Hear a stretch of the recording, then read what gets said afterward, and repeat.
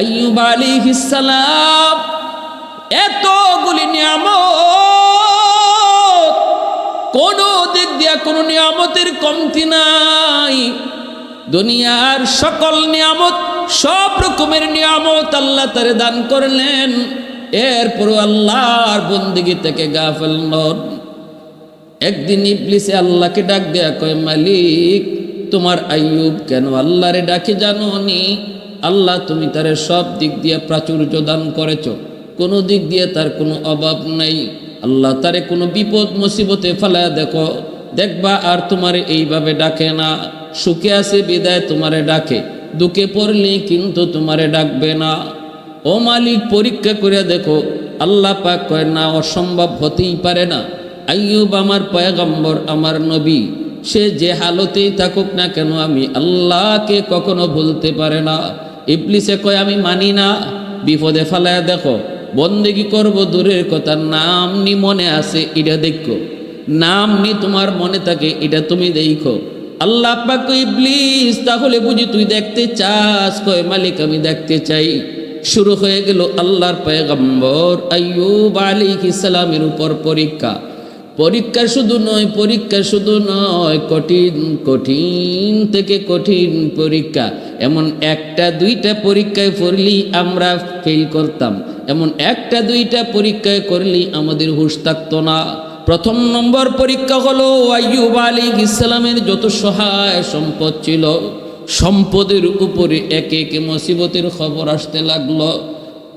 একে একে মুসিবতের খবর, অমুক জায়গায় এটা ধ্বংস, অমুক জায়গায় এটা আগুন লাগছে, অমুক জায়গায় এটা ধ্বংস হয়ে গেছে। এইভাবে যত সম্পদ ছিল একে একে সবগুলি সম্পদ ওনার হাতছাড়া হতে লাগলো। যতই বিপদের সংবাদ নবীর কাছে নবী কিন্তু ভেঙ্গে পড়েন না, বরং মুসিবত বিপদ আসলে পরে আল্লাহ যে দোয়া শিখাইছেন এই দোয়াটাই তিনি পইরে আল্লাহর শুকরিয়া জ্ঞাপন করেন, বরং আল্লাহর আদেশ এবং আল্লাহর সিদ্ধান্তের উপরেই তিনি রাজি হয়ে যান।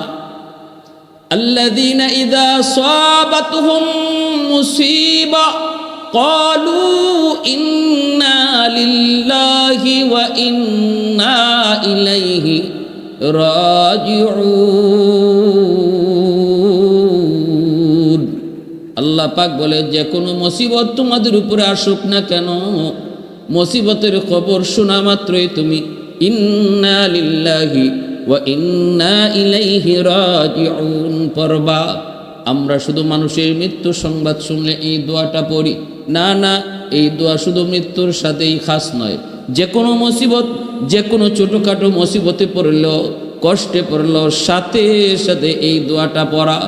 অর্থ হলো, আল্লাহ আমরা তোমারই জন্য, তোমার দিকে সবার যেতে হবে। আজ আমার ভাই, কাল আমি। এইভাবে আল্লাহ পাকের সিদ্ধান্তের উপরে নিজেকে সন্তুষ্ট রাখা। আল্লাহ কয়, ইবলিস মুসিবতের খবর আমার পয়গম্বরের কাছে আসলো, দেখো একবারের জন্য না শুকরি করে নাই, একবারের জন্য সে বেসবরি করে নাই। আমি আল্লাহর হুকুমকে মেনে নিয়েছে, আমি আল্লাহর সিদ্ধান্তটাকেই মেনে নিয়েছে। ইবলিসে কয়, মালিক 6টা ফুলা আছে জোয়ান জোয়ান, 6টা ছেলে আছে জোয়ান জোয়ান।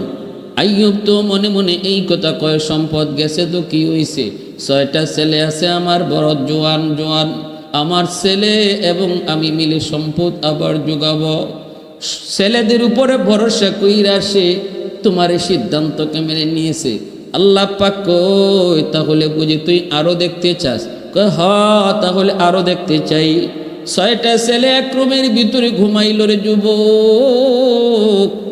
রাতের বেলা চাঁদ ভেঙ্গে 6টা যুবক একসাথে এক জায়গায় মারা গেল। মৃত্যুর সংবাদ নবীর কাছে বসলো। নবী আল্লাহ পাকের হুকুম, আল্লাহর সিদ্ধান্তকে হাসি মুখে মেনে নে। ইন্না লিল্লাহি ওয়া ইন্না ইলাইহি রাজিউন। সন্তান আমার কাছে ছিল আমানত, আল্লাহ তার আমানতকে বুঝায় নিয়ে নিছে। আমি আল্লাহর দেওয়া আমানত আল্লাহকে বুঝাইয়া দিছি, অতএব আমার মনে কোনো ধরনের কষ্ট নাই। আমার মনে কোনো ধরনের কোনো অভিযোগ নাই। বাবা তোমরা যে পথের পথিক, আমি নবী আইয়ুবও একই পথের পথিক। সবাই আমরা আল্লাহর জন্য আমরা একই দিকে রওনা দিব, তার কাছে ফিরে যাব। আল্লাহ কয় ইবলিস শুনছো শুনছো আমার আইয়ুব কি কয়? ইবলিস কয় মালিক চারটা তার সুন্দরী সুন্দরী বিবি আছে, এই চারটা বিবির কারণে সে এখনো ভরসা রাখে। সন্তান মারা গেছে তো কি হইল, বিবি তো আছে, বিবি থাকলে সন্তান তো দুনিয়াতে আবারও আসার সম্ভাবনা আছে। এজন্যই আইয়ুব তোমার এই সিদ্ধান্তকে হাসি মুখে মেনে নিয়েছে। আল্লাহ পাক ইবলিস তাহলে বুঝি তুই আরো দেখতে চাও? ইবলিস কয় হ্যাঁ আরো দেখতে চাই। আল্লাহ পাকের হুকুম, মালাকুল মউত আজরাইল চারজন বিবির ভিতরে তিনজন যে রাতে এক জায়গায় ঘুমাইছেন, আর আইয়ুব আলাইহিস সালামের খেদমতে ছিলেন বিবি রহিমা। চার বিবির ভিতরে তিন বিবি যেই করে ঘুমাইছেন, এই জায়গায় তিনজনের একসাথে মৃত্যু হয়েছে গো। কিন্তু আইয়ুব আলাইহিস সালামের খেদমতে যিনি ছিলেন বিবি রহিমা, আল্লাহর হুকুমে আল্লাহ পাক তারে বাঁচায় রাখলেন। তিনজন বিবির ইন্তেকালের খবর পয়গম্বরের কাছে আসার পরেও তিনি আল্লাহ পাকের নাশুকুর বান্দা নন। তখন তিনি আল্লাহ পাকের সিদ্ধান্তকে মেনে নিয়া ইন্না লিল্লাহি ওয়া ইন্না ইলাইহি রাজিউন এই বইলা আল্লাহ পাকের সিদ্ধান্তকে মেনে নিলেন। আল্লাহর হুকুম থেকে বিন্দু পরিমাণ গাফেল হন না। না না, চিরাচরিত নিয়ম মাফিক জিকির আজকারের রুটিনও কোনো পরিবর্তন হয় না। বিন্দু পরিমাণ আল্লাহর জিকিরের মধ্যে রুটিনে পরিবর্তন হয় না। আল্লাহ আবারও ডাক দেয়া কয় ইবলিস শুনছনি? ইবলিস কয় হ্যাঁ মালিক শুনছি, তবে আমার মন বলে আইয়ুব আর একটা জিনিসের উপর এখনো ভরসা করে। কোন জিনিস? কয় সব তো নিয়েছো, কিন্তু এখনো তার শরীরটা সুস্থ, এখনো পরিপূর্ণ সুস্থ রয়েছে। এই সুস্থতার কারণে সে এখনো ভরসা করে, লাগলে সে আরো বিয়ে করবে, এরপরে সন্তান জন্ম দিবে, আবারও তার সহায় সম্পদ ফিরায় আনবে। সুস্থতার নিয়ামত তুমি তারে দিয়েছো, এই সুস্থতার বাহাদুরিটা তার ভিতরে এখনো রয়েছে। আল্লাহ কই ইবলিস না না, তুই ভুল বুঝো, আমার পয়গম্বর এমন না। ইবলিসে কয় না, সুস্থতার কারণেই কিন্তু এখনো সে ভরসা করে। আল্লাহ পাক কয় তাহলে বুঝি তুই দেখতে চাও? আল্লাহ পাক কয় তাহলে বুঝি তুই দেখতে চাও? এতগুলা পরীক্ষা আমার পয়গম্বর দিল, প্রতিটা পরীক্ষায় আমার পয়গম্বর পাশ করলো, এরপরও তোর পরীক্ষা নেওয়া বুঝি বাকি? তাহলে দেখ, সুস্থতার নিয়ামত আমি আল্লাহ কেড়ে নিব, তারপরে তুই দেখবি। সুস্থতার নিয়ামত মানুষের জীবনের সবচেয়ে বড় নিয়ামত। সুস্থতার নিয়ামত মূসা আলাইহিস সালামকে আল্লাহ, আমি যদি নবী হইতাম, তুমি যদি খোদা হইতা, কোন জিনিসটা চাইতা? আমি যদি খোদা হইতাম, তুমি যদি বান্দা হইতা, আমার কাছে কি চাইতা? আল্লাহ কয় মূসা এটা তো কখনো হওয়ার না। মূসা নবী কয় মালিক আমিও জানি এটা কখনো হবে না, কিন্তু আমার একটা উদ্দেশ্য আছে। আল্লাহ একটু কও কও, আমি খোদা হইলে তুমি আমার কাছে কি চাইতা?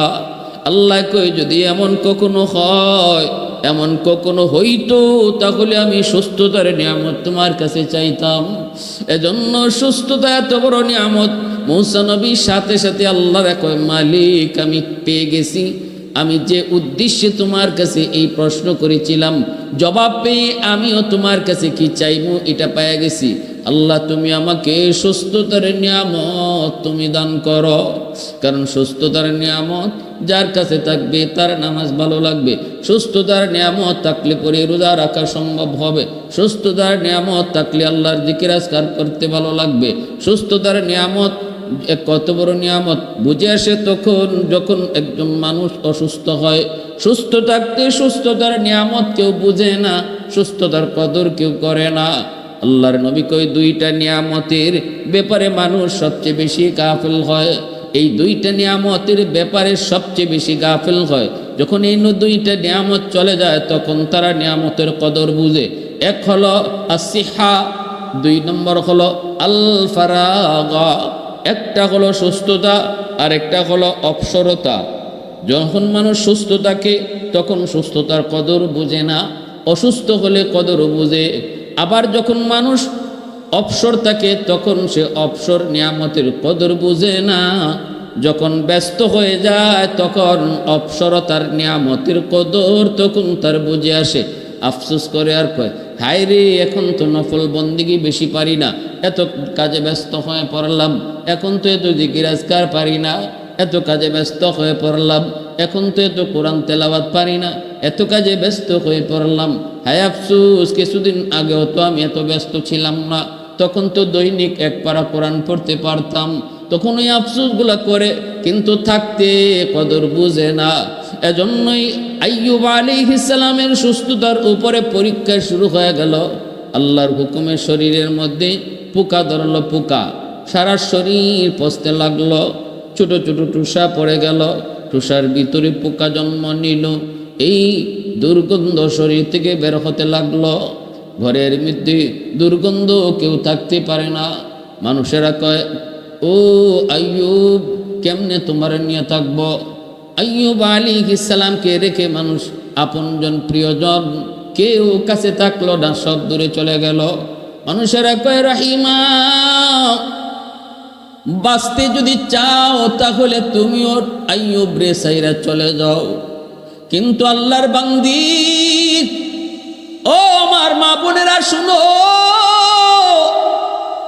স্বামীর প্রতি কি পরিমাণ ভালোবাসা ভক্তি! দুর্গন্ধে কেউ টিকতে পারল না, কিন্তু বিবি রহিমা মানুষদেরকে ডাক দিয়া কয়, তোমাদের নাকি গন্ধ লাগে, কিন্তু আমার নাকি গন্ধ লাগে না।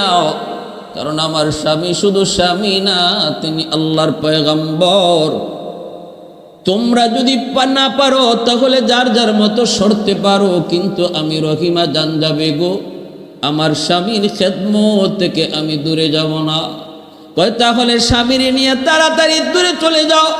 রাস্তায় চলে আসলেন, ঘর থেকে এলাকা থেকে মানুষেরা বের করে দেয়, রাস্তায় চলে আসলেন। পথিকেরা কই, রহিমা, তোমরা যদি এখানে বসা থাকো, আইয়ুবের শরীরের দুর্গন্ধের কারণে আমরা চলাচল করতে পারি না গো, অন্য কোথাও চলে যাও। চলে গেলেন হাওরে।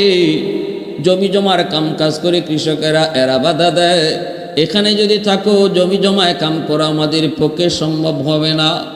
আল্লাহর বান্দি রহিমা, ইনি গরিব ঘরের কোনো মেয়ে নন রে যুবক, গরিব ঘরের কোনো মেয়ে নন। তিনিও একজন রাজকন্যা, তিনিও একজন জমিদারের মেয়ে, গোষ্ঠী এবং গোত্র নবী পয়গম্বরের গোত্র ইউসুফ আলাইহিস সালামের বংশের মেয়ে। তাফসীরের কিতাবের ভিতরে লিখেন, বিবি রহিমা হলেন ইউসুফ আলাইহিস সালামের গোষ্ঠী এবং বংশের মেয়ে। অতএব বংশ হলো নবীর বংশ। আবার সম্পদের দিক দিয়েও বাবা ছিলেন জমিদার বাদশাহ, এত সম্পদশালী সুন্দরী, আবার সম্ভ্রান্ত বংশের একজন নারী, মহিষী নারী। বিবি রহিমা স্বামীকে ছেড়ে যেতে রাজি হন নাই। মানুষেরা কয়, জমি জমায় কাম করতে পারি না, তাড়াতাড়ি করে অন্যত্র চলে যাও। স্বামীকে নিয়ে তিনি চলে গেলেন জঙ্গলে, যেই জায়গায় এলাকার মানুষের ময়লা মূত্র ফলানো হইত।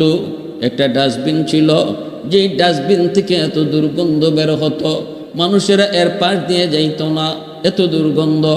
বিবি রহিমা আল্লাহর পয়গম্বর আইয়ুব আলাইহিস সালামকে নিয়ে তিনি ওই ডাস্টবিনের কাছে যাই একটা ছোট্ট ঝুপড়ি বানাইলেন। কারণ এটাই মনে করলেন এই দিক দিয়ে মানুষের কোনো যাতায়াত নাই, অতএব আমার স্বামীকে নিয়ে যদি এই জায়গায় থাকি তাহলে কেউ আর বাধা দিবে না। এই জায়গাতেই থাকতে লাগলেন, স্বামীর সেবা করেন। কিন্তু স্বামীরে কি খাওয়াবেন? খানার তো প্রয়োজন।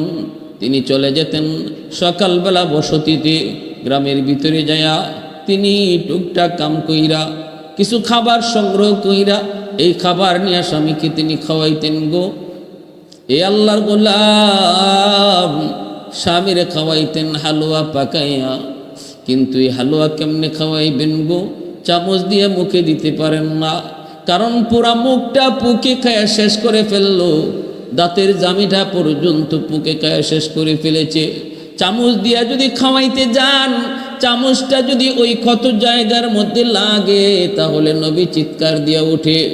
আঙ্গুল দিয়েও খাওয়াইতে পারেন না, আঙ্গুলের নখটা যদি ক্ষত জায়গার মধ্যে লাগে তাহলে চিৎকার করে উঠেন, চিৎকার দেয়া উঠেন। আল্লাহ পাক রব্বুল আলামিনের কাছে পয়গম্বর শুধু একটাই আবদার করেছিলেন, মালিক ও মালিক, আমি তোমার কাছে কখনো বেসুবরি করব না, না শুকরি করব না। আল্লাহ শুধু একটা আবদার করি, মালিক 70 বছর পর্যন্ত আমাকে তুমি সুস্থতার নিয়ামত দিয়েছো, একটা দিনের জন্য আমার নিয়ামত তুমি কেড়ে নাও নাই। আজ তুমি আমাকে অসুস্থ বানাইছো, বছরের পর বছর চলে যায়। আল্লাহ তোমার কাছে একটা আবদার করি, তুমি আমার অসুস্থতা দিয়েছো, শুধুমাত্র সবর করার মতো তৌফিক তুমি আমাকে দান কইরো। আরেকটা আবদার করি, মালিক পোকায় যদি আমার দাঁত খায়, পোকায় যদি আমার চেহারা খায়, পোকায় যদি আমার হাতও খায়, পোকায় যদি আমার পাও খায়, পোকায় যদি আমার পুরা বডিটাও খায়, চোখও খায়, কানও খায়, খাক, আমার আপত্তি নাই, কিন্তু মালিক আমার জিহ্বাটা তুমি পোকা দিয়ে খাওয়াও না, কারণ এই জিহ্বা দিয়ে আমি আল্লাহ আল্লাহ জিকির করি। আল্লাহ আমার জিহ্বাটা যদি পোকায় খায়, আমি কেমনে তোমারে আল্লাহ কয়া ডাকমু, কেমনে তোমারে আল্লাহ আল্লাহ জিকির করমু? আল্লাহ তুমি আমার জিহ্বাটা পোকা দিয়া খাওয়ায় না। আল্লাহর পয়গম্বর আল্লাহর কাছে আবদার করেছে, মালিক সবর করার তৌফিক দান কইরো। এ আল্লাহর গোলাম বিবি রহিমা কেমনে তিনি খাওয়াবেন, কিভাবে খাওয়াবেন? চামচ দেওয়া পারেন না, হাত দেওয়া পারেন না। ওই অবস্থায় নিজের জিহ্বাটার মধ্যে হালুয়া উঠাইয়া ওই জিহ্বাটারে চামচ বানাইয়া জিহ্বাটার পয়গম্বরের মুখের ভিতরে ঢুকাইতেন। নিজের জিহ্বাটারে, নরম জিহ্বাটারে ভিতরে ঢুকাইয়া অলকমের কাছে নিয়ে তিনি হালুয়াটা ভিতরে ঢুকাইয়া দিতেন। আল্লাহর বান্দি স্বামীর প্রতি কি পরিমাণ ভালোবাসার ভক্তি! যেই দুর্গন্ধ মানুষ থাকতে পারে না, ওই দুর্গন্ধ মুখের মধ্যে নিজের জিহ্বাটারে চামচ বানিয়ে হালুয়া ঢুকাইতেছেন। এ দুনিয়ার মুমিন বান্দা বান্দিরা শুনো, বিশেষ করে আমার মা বোনেরা খেয়াল করো। আমার নবী রহমতের নবী বলেছেন, কোন মহিলার উপরে যদি তার স্বামী রাজি থাকে, আর যদি আর মহিলা দুনিয়া থেকে বিদায় নেয়, ওই মহিলার জন্য জান্নাতের গ্যারান্টি নবী দিয়েছেন। আল্লাহর নবী বলছেন, যদি আল্লাহর পরে কাউকে সেজদা করার আদেশ আল্লাহ দিত, তাহলে আমি নবী বলি, মালিক দুনিয়ার নারীদেরকে তার স্বামীকে সেজদা করার জন্য আদেশ দিয়ে দিত। এতটা সম্মান, এতটা ইজ্জত আল্লাহ পাক স্বামীকে দিয়েছেন রে আল্লাহর বান্দি। এবার আল্লাহর বান্দি বিবি রহিমা চামচ বানাইলেন, নিজের জিহ্বাটারে চামচ বানায়া স্বামীরে তিনি এইভাবে হালুয়া খাওয়া। একদিন জিহ্বার মধ্যে একটা পোকায় কামড় মারলো, ওই পোকার কামড় খাইয়া বিবি রহিমা চিৎ হইয়া মাটিতে পইরা গেলেন, বেহুশ হয়ে গেছেন যন্ত্রণায়। হুশ ফিরার পর স্বামীকে ডাক দিয়া বলেন, স্বামী গো, কেমনে আপনি সহ্য করেন এতগুলি পোকার কামড়? একটা পোকার কামড় আমি সহ্য করতে পারলাম না, আর আজকে আপনি বছরের পর বছর, এতটা বছর যাবৎ কেমনে আপনি পোকার কামড় সহ্য করেন গো স্বামী? একটু আল্লাহর কাছে বলেন, একটু আল্লাহর কাছে চান, আল্লাহ যেন আপনারে সুস্থ করে দেয়। পয়গম্বর আইয়ুব আলাইহিস সালাম বিবিকে ডাক দিয়ে বলেন, বিবি তুমি কি অধৈর্য হয়ে গেছো? তুমি কি অধৈর্য হয়ে গেছো গো বিবি? যদি তোমার কষ্ট হয় তাহলে তুমি চলে যাও। তোমার যদি কষ্ট হয় তুমি চলে যাও, আমার কোনো আপত্তি নাই, আমি তোমার উপর রাজি আর খুশি। ওই দিন যদি ওই বিবিদের সাথে তুমি ওই ঘরে ঘুমাইতে, তাহলে আজ তুমিও দুনিয়া থেকে বিদায় হয়ে যেতে। একা একাই আমি মালিকের কাছে শুধু হাত পাতে তাকায় থাকতাম। অতএব বিবি গো, এমন কথা কইও না। 70 বছর যে মালিক আমারে সুস্থ রাখলো, আর আজকে কয় বছর হইছে? 17 বছর হইছে, 16-17 বছর, এখনো 70 বছরের কাছেও যায় নাই। 70 বছর যদি আমি অসুস্থ থাকি, তাহলে তো 70 বছর সুস্থ থাকার বরাবর হয়, নিয়ামতের বরাবর হয়, এখনো তো বরাবরই হয় নাই। তাহলে কোন মুখে আমি মালিকরে ডাক দিয়ে কইমো, আল্লাহ তুমি আমারে সুস্থ করো, আল্লাহ তুমি আমারে সুস্থ করো? কোন মুখে আমি চাইবো? না না, আমি পারবো না। যদি তোমার কষ্ট হয় বিবি গো, তুমি চলে যেতে পারো। সাথে সাথে বিবি রহিমা স্বামীর পা জড়ায় কান্না শুরু করে দিলেন, আর বলতেছেন, স্বামী গো, আমি ভুল করেছি, আমাকে আপনি মাফ করে দেন। আমি আর জীবনে কোনোদিন এমন কথা বলবো না, কোনোদিন এমন কথা আমি বলবো না। এরপরে আল্লাহর বান্দি তিনি বের হয়েছেন এলাকার মধ্যে, বসতির মধ্যে স্বামীর জন্য খানার ব্যবস্থা করবেন। ঘরে ঘরে তালাশ করে কোনো কাম পান না। একজন মহিলা, ইহুদি মহিলার ঘরে গিয়া বললেন, মা তোমার ঘরে কাম আছে নি গো? মা তুমি একটু কাম আমারে দিয়া করাইবানি, বিনিময়ে আমি কিছু পয়সা নিব আমার স্বামীর খাবারের জন্য। ইহুদি মহিলা কয়, আমার ঘরে কোনো কাম নাই, কোনো কাম নাই, লাগবে না। তিনি বলেন, মা দেও না, মা দেও না, আমার স্বামী আল্লাহর পয়গম্বর, অসুস্থ মানুষ, জঙ্গলের মধ্যে একটা ঝুপড়িতে রাইখা আইছি। ইহুদি মহিলায় কয়, দিতে পারি, তবে বিনিময় লাগবে, খাবার দিতে পারবো, বিনিময় স্যার আমি দেই না। কয়, কি বিনিময় চাও?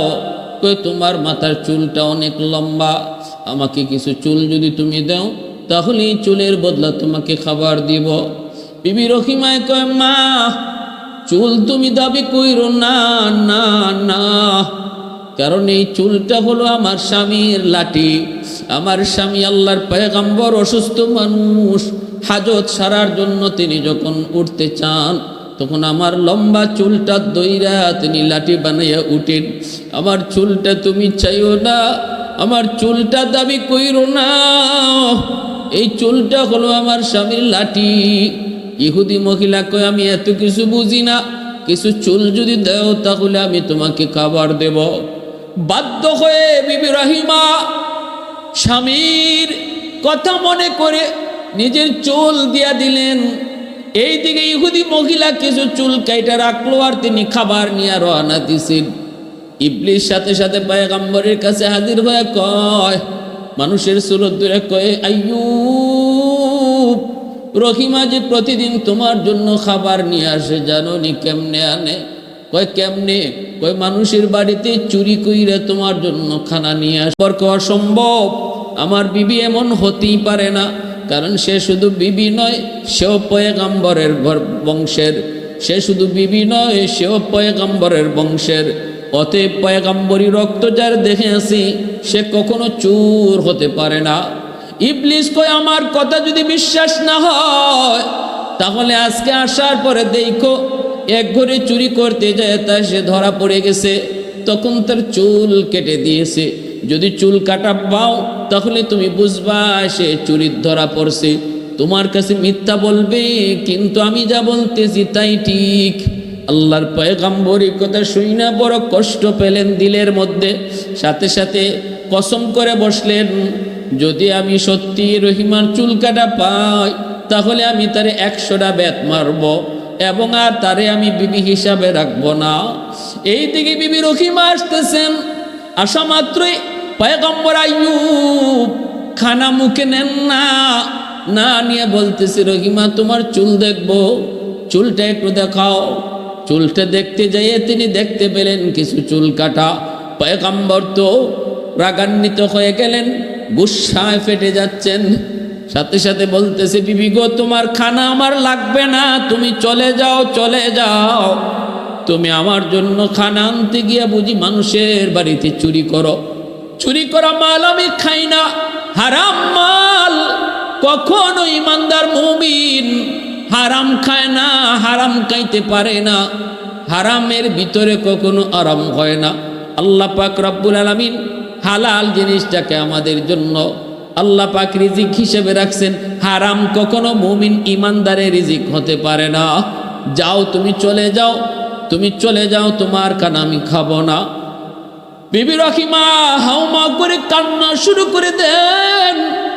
স্বামীর পা জড়ায় কয়, স্বামী গো কসম খুদার, আমি চুরি করি নাই, আমি চুর না গো স্বামী, চুর না।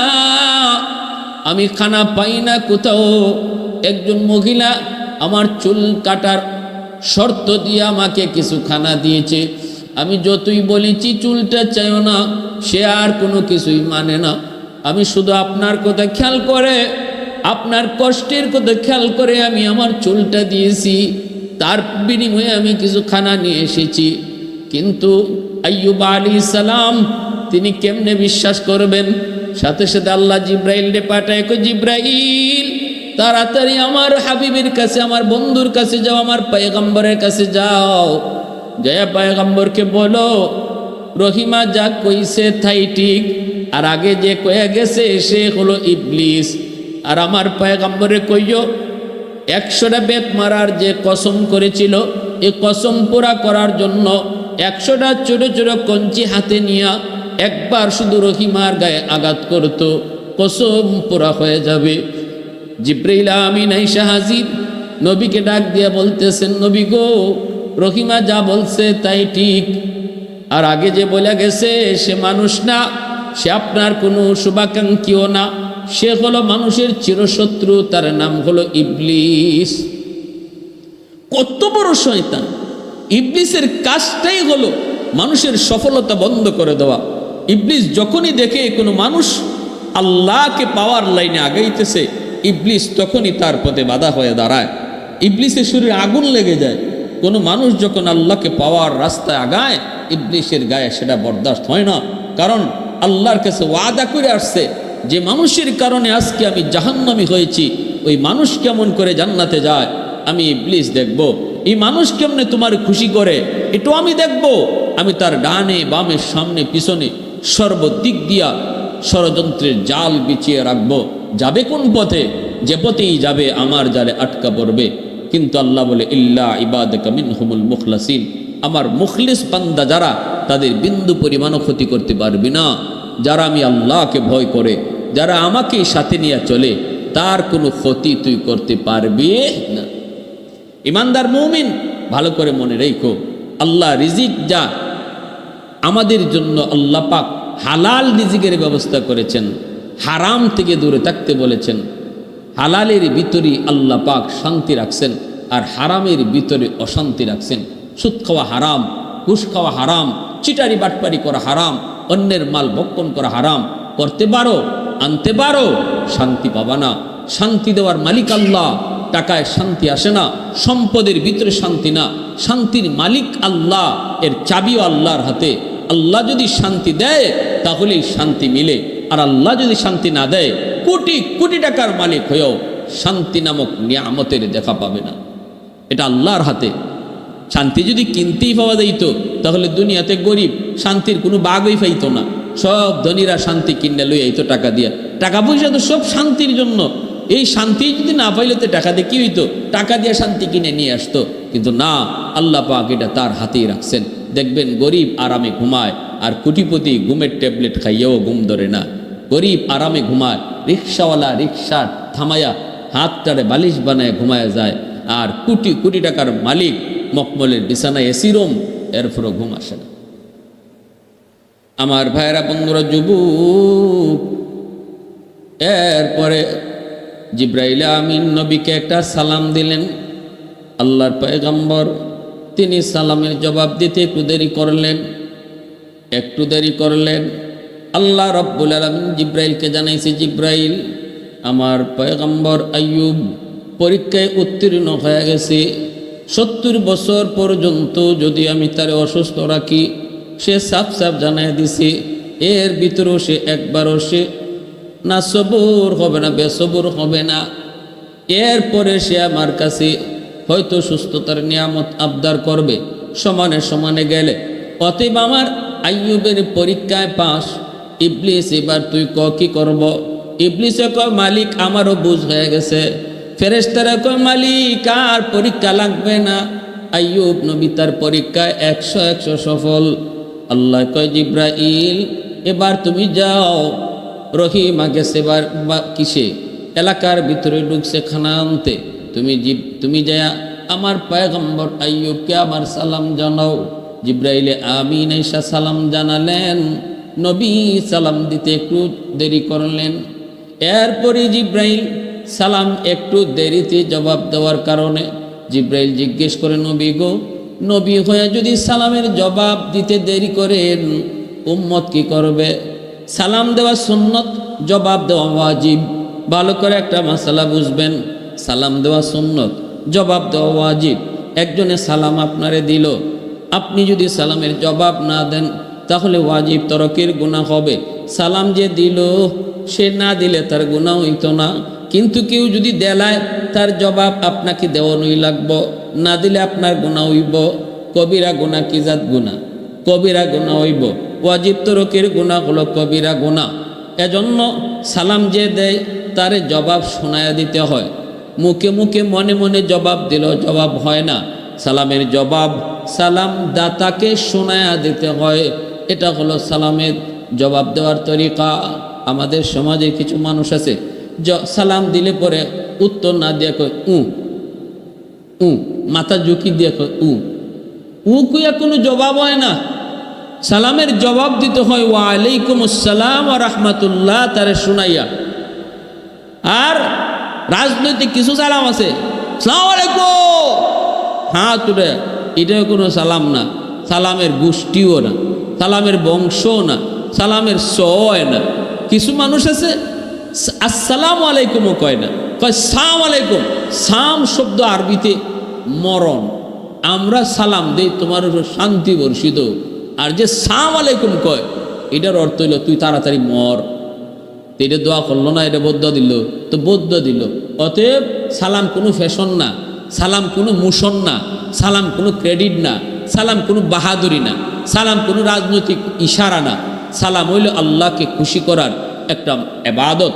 এটা এবাদত করলে যে আগে দেয় তারে আল্লাহ পাক 10টা সওয়াব দান করে। কোনো রাসূল যে সালাম আগে দেয় তারে 100টা নেকি দান করা হয়। জবাব অবশ্যই দিতে হবে। যে সালাম দিল তারে শোনায়া জবাব দিতে হবে, শোনায়া জবাব দিতে হবে। পিয়ারে হাদিরিন, এজন্য আইয়ুব আলাইহিস সালাম একটু দেরি করছেন। জিব্রাইল আমিন বলছেন নবী গো আপনি দেরি করলেন কেন? পয়গম্বর আইয়ুব সাথে সাথে নিজের উজর পেশ করেন আর বলেন ওগো আল্লাহর ফেরেশতা জিব্রাইল, আপনি যখন আমাকে সালাম দিয়েছেন তখন আমার জিহ্বার মধ্যে একটা পোকা ছিল। পোকাটায় আমার দাঁতের মারি খাইতেছে। আমি যদি ওই সময়ে সালামের জবাব দিতাম তাহলে আমার জিহ্বা থেকে পোকাটা হয়তো মাটিতে পড়ে যেত। আমি ভয় পেয়েছি কিয়ামতের ময়দানে এই পোকা যদি আল্লাহর কাছে নালিশ করে, আল্লাহ তোমার পয়গম্বর আইয়ুবের জিহ্বায় বসাছিলাম, আমারে খাইতে দেয় নাই, জিহ্বা থেকে ফালায় দিছে। কি জবাব দেব, কি জবাব? এই ভয় আমার অন্তরের ভিতরে আসলো। আমি ভাবলাম আমার পোকাটা আল্লাহর মেহমান হয়ে আইছে, তার মতো সে চলে যাক, এরপরে আমি সালামের জবাব দিব। পোকাটা যখন আমার জিহ্বা থেকে সরছে তখন আমি আপনার সালামের জবাব দিছি। আল্লাহ পাক জিব্রাইল ডেকে, জিব্রাইল আমার পয়গম্বর আইয়ুবরে কেমন পাইছো? জিব্রাইল কয় মালিক ভাষা নাই, ভাষা নাই। আল্লাহ সুপারিশ করি আর পরীক্ষা নিও না। আল্লাহ কয় আইয়ুবরে কও নিজের পায়ের গোড়ালি দিয়া মাটিতে আঘাত করত। পানি বের হবে, এই পানি দিয়ে গোসল করতে কও, সব পোকাগুলা শরীর থেকে ঝরে পড়বে। জিব্রাইল কই নবী গো পায়ের গোড়ালি দিয়ে আঘাত করেন। আইয়ুব নবী কয় ভাই জিব্রাইল পাই তো নাই, গোড়ালি পাই ভাই কই? জিব্রাইল কই যতটুকু আছে এতটুকু দিয়ে আঘাত করেন। আঘাত করা মাত্রই পানি বের হতে লাগলো। এই পানি দিয়ে আপনি গোসল করেন, পানি পান করেন। গোসল করলেন, পানি খাইলেন, সাথে সাথে শরীর থেকে ঝরঝর করে সবগুলি পোকা পড়ে গেল। আল্লাহ পাক রব্বুল আলামিন কয় আইয়ুব গোসল করে উঠা মাত্রই দেখবা তুমি পূর্ণ 25 বছরের যুবক। নবী দেখতেছেন তার সেই পূর্ণ যৌবন ফিরে এসেছে, পূর্ণ যৌবন ফিরে এসেছে। আল্লাহ পাক রব্বুল আলামিন হারানো যৌবন আবার তারে ফিরিয়ে দিলেন। তিনি বৈশা রয়েছেন একটু দূরে, জিব্রাইল আমিন চলে গেলেন। বিবি রহিমা আসলেন স্বামীর কাছে। আয়েশা দেখেন যেখানে ঝুপড়ি ছিল ঝুপড়িতে স্বামী নাই, ভয় পেয়ে গেছেন। আল্লাহর কাছে কান্দে, মালিক আমার স্বামীর বুঝি বাগে খেয়ে ফেলেছে। তাকায় দেখেন উঁচা একটা জায়গায় একটা যুবক বসা, পিছন দিক দিয়া চেহারা ঠিক মতো দেখা যায় না। কাছে যায় পিছন থেকে ডাক দিয়া বলেন কে গো তুমি? ওখানে আমার স্বামী ছিলেন অসুস্থ, আল্লাহর পয়গম্বর। তুমি কি তারে কখনো দেখেছো? তুমি কি তারে দেখেছো? আমি তো তারে জায়গায় পাইতেছি না। নাকি তারে কোনো বাঘ ভাল্লুক খেয়ে ফেললো? নবী কোনো জবাব দেয় না, জবাব দেয় না। বারবার জিজ্ঞানোর পর এইবার তিনি জবাব দিয়ে কয় রহিমা কারে তুমি কি জিগাইতেছো? যারে তুমি জিগাইতেছো সেই তো তোমার স্বামী আইয়ুব। এই বইলেই তিনি চেহারাটা ঘুরাইলেন, ঘুরাইয়া বিবির কাছে গেলেন আর গিয়া বলেন রহিমা দেখো তো 25 বছরে আমার যে যৌবন কালটা ছিল ওই যৌবনের চেহারাটা একটু খেয়াল করো। খেয়াল কইরাই তিনিও চিনে ফেললেন স্বামীরে, সাথে সাথে বুকে জড়ায় নিলেন আর বলতেছেন বিবি গো এটা মালিকের পরীক্ষা ছিল, আমি পরীক্ষায় পাশ করার কারণে আল্লাহ পাক আমার হারানো সকল নিয়ামত আল্লাহ আবার ফিরিয়ে দিছি। আল্লাহ পাক রব্বুল আলামিন বিবিদেরকে আল্লাহ ফিরিয়ে দিছে, সন্তানও আল্লাহ আবার ফিরিয়ে দিছে, ক্ষমতা আল্লাহ ফিরিয়ে দিছে, সহায় সম্পদ সব কিছু আল্লাহ ফিরিয়ে দিছে। এমন কি বলা হয়েছে তাফসীরের কিতাবে আইয়ুব আলাইহিস সালাম যে দিক দিয়া যাইতেন ওনার পিছন দিক দিয়া এরকম স্বর্ণের বৃষ্টি পড়তো। অতীতে যে নিয়ামত ছিল হারানো নিয়ামত আল্লাহ যা ফিরিয়ে দিছে ডাবলের ডাবল আল্লাহ নিয়ামত আবার ফিরিয়ে দিছে। এজন্য ভাইয়েরা বন্ধুরা একটু দিলটারে নরম করে ঘটনা থেকে শিক্ষা নিব। বিশেষ করে আমার মা বোনেরা খেয়াল করে শুনেন, স্বামীর এতাত স্বামী ভক্তি আল্লাহর কাছে কত পছন্দ, আল্লাহর কাছে কত পছন্দ। একজন স্ত্রী স্বামীর প্রতি ভক্তি আর স্বামীর সেবা কইরা স্বামীর আনুগত্য কইরা আল্লাহর কতটা প্রিয় হইতে পারে এর উজ্জ্বল দৃষ্টান্ত আর নজির হলো বিবি রহিমার সেই সেবা।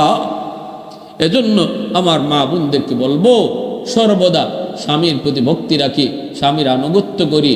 আর স্বামীদেরকে বলবো স্ত্রীকে আমরা মহব্বত করি, ভালোবাসি। ভালোবাসা বিয়ার আগে নয়, ভালোবাসা হবে বিয়ের পরে। স্বামী স্ত্রীর মধ্যে আল্লাহ পাক আমাদের সবাইকে বুঝার এবং আমল করার তৌফিক দান করুন। স্বামী স্ত্রীর ভিতরে কি পরিমাণ মহব্বত, কি পরিমাণ ভালোবাসা আমার মা বোনেরা একটু খেয়াল করে শোনো। একজন স্ত্রী স্বামীর প্রতি কতটা ভক্তি, কতটা শ্রদ্ধা। বিবি রহিমা আল্লাহর পয়গম্বর আইয়ুব আলাইহিস সালাম বনি ইসরাইলের একজন জলিলুল কদর পয়গম্বর আইয়ুব আলাইহিস সালাম। আল্লাহ পাক রব্বুল আলামিন যেমন তারে নবুয়তি দান করলেন তেমন তারে বাদশাহীও দান করলেন। সহায় সম্পদ কোনো কিছুতে তার কোনো কমতি নেই। যত প্রকারের নিয়ামত সকল নিয়ামত আল্লাহ তার নবীকে তার পয়গম্বরকে আল্লাহ দান করলেন। কি পরিমাণ কঠিন মুসিবত তার পরীক্ষা দিয়েছেন গো। একটু দিলটা নরম করে কথাগুলি বুঝো। আমার মা বোনেরা একটু খেয়াল করে শোনো।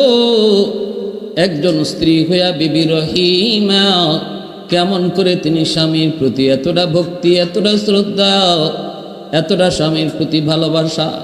যেই সংসারে স্বামী স্ত্রীর মধ্যে ভালোবাসা থাকে এই সংসারটা দুনিয়াতেই জান্নাতের টুকরা হয়। সন্তানের মধ্যেই ভালোবাসার প্রভাব পড়ে, সন্তান মেধাবী হয়, সন্তানের স্বাস্থ্য সুন্দর হয়, সন্তান সুস্বাস্থ্য এবং সুচিন্তিতভাবে সুন্দরভাবে গড়ে ওঠে। যেই ঘরের মধ্যে স্বামী স্ত্রীর মধ্যে দ্বন্দ্ব হয়, ঝগড়া হয়, গালাগালি হয়, এর বদ আসরটাও সন্তানের উপরে পড়ে। স্বামী স্ত্রীর ভিতরে ভালোবাসা শুধু দুইজনের জন্যই ভালো নয়, এর ভালো আসর সন্তানের উপর যে যেমন ভাবে পড়ে, খারাপ এবং মন্দ, এই মন্দ কাজের আসরটাও সন্তানের উপরে যায় বেশি পড়ে। ভাইরা বন্ধুরা, এজন্য একটু শুনুন, আইয়ুব আলাইহিস সালাম আল্লাহ পাকের পয়গম্বর, জলিলুল কদর পয়গম্বর, কোনো দিক দিয়ে তার নিয়ামতের কমতি নাই। যত প্রকারের নিয়ামত আল্লাহ তারে, সকল নিয়ামত আল্লাহ তারে দান করেছেন। সুস্থতার নিয়ামত দান করেছেন আল্লাহ তারে, সম্পদের নিয়ামত দান করেছেন, সন্তানের নিয়ামত আল্লাহ দান করেছেন, বিবির নিয়ামত আল্লাহ তারে দান করেছেন। অভাব তার কোনো দিক দিয়ে নাই। 70 বছরের ভিতরে আইয়ুব আলাইহিস সালামের কোনোদিন কোনো অসুস্থতা হয় নাই, এমনকি ঘাম বেশি পর্যন্ত উঠে নাই। এত বড় নিয়ামত, ছোট্ট থেকে ছোট্ট কোনো মুসিবত 70 বছরের ভিতরে ওনার জীবনে আসে নাই। শারীরিক বিন্দু পরিমাণ অসুস্থ হন নাই। এর ভিতরেও তিনি আল্লাহ পাকের গুণগান, আল্লাহ পাকের প্রশংসা, আল্লাহ পাকের বন্দেগী, আল্লাহ পাকের জিকির আজকারে কোনো কমতি নাই। আমাদের ভিতরে তো এমনও কিছু মানুষ আছে, নিয়ামতের ভিতরে যখন ডুবে যায় তখন আল্লাহকে ভুলে যায়। ধন দৌলতের মালিক হলে সে আল্লাহকে ভুলে যায়। টাকা পয়সার মালিক হলে মসজিদ থেকে দূরে সরে যায়। অন্যায় কাজে মন্দ কাজে লিপ্ত হয়। পয়সা খরচ করবে কোন জায়গায়? মদ খায়া পয়সা খরচ করে, গাঞ্জা খায়া পয়সা খরচ করে, নারীবাজি কইরা পয়সা খরচ করে। কিন্তু আল্লাহ পাক রব্বুল আলামিন একজন মানুষকে, আল্লাহ পাক ধন দৌলত দিয়েও আল্লাহ পরীক্ষা নেয়। গরিবকেও আল্লাহ পাক গরিবী হালত নিয়েও পরীক্ষা নেয়। ধনীকে আল্লাহ পরীক্ষা নেয়, ধন দৌলত পাইয়া সে শুকরিয়া আদায় করলো কিনা। আর গরিবকে আল্লাহ পরীক্ষা নেয়, গরিবী হালতে তাই কেউ সে সবর করলো কিনা।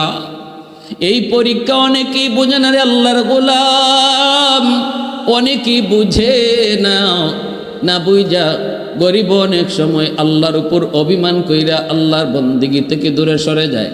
আর ধনী সম্পদ পায়া সে বেলাইনে বেফতে চলে যায়। এজন্য এই দুনিয়াটা মানুষের জন্য পরীক্ষার হল। গরিব হলো তুমি পরীক্ষা দিতেছো, ধনী হলো তুমি পরীক্ষাই দিতেছো। ওয়ালানাবলুওয়ান্নাকুম বিশাইইম মিনাল খাউফি ওয়াল জু' ওয়া নাকসিম মিনাল আমওয়ালি ওয়াল আনফুসি ওয়াথ থামারাত ওয়া বাশশিরিস